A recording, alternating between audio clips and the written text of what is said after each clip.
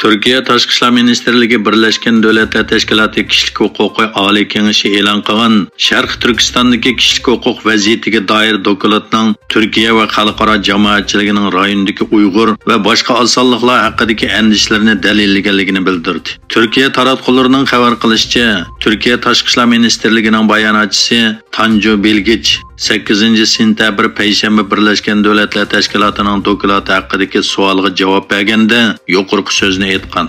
Bilgiç Turkiyadan kelgan bir vakillar o'mikining va Turkiyaning Bejinda turishli bosh elchisining Xitoyning talabiga binoan rayonni ziyorat qilishning bir mazgildan buyon kun tartibda ekanligini eskartib mundaq dedi. Agar bizning ahamiyatlik, atrofliq va to'salg'usiz ziyoratda bo'lgan ziyorat taklifimiz qondirilsa, ziyorat amalga oshishi mumkin.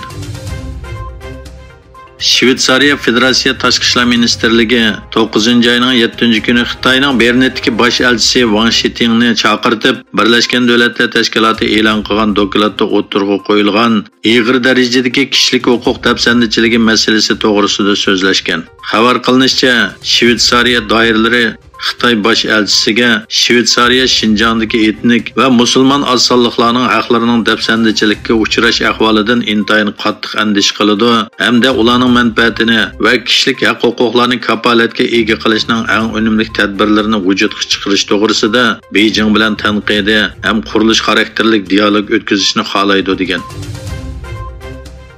Amerika Davlat Mudofaa Ministerligi 5 burchaklik bino Amerika Aviatsiya va Mudofaa sanoati shirkati Lockheed Martin ishlab chiqargan F-35 urush aeroplanining reaktiv motorida Xitoyda ishlab chiqarilgan magnit yasashda ishlatiladigan zapchasini bayqagandan keyin Amerika va armiyasi va chet el armiyasiga aeroplan yetkazishni to'xtatgan.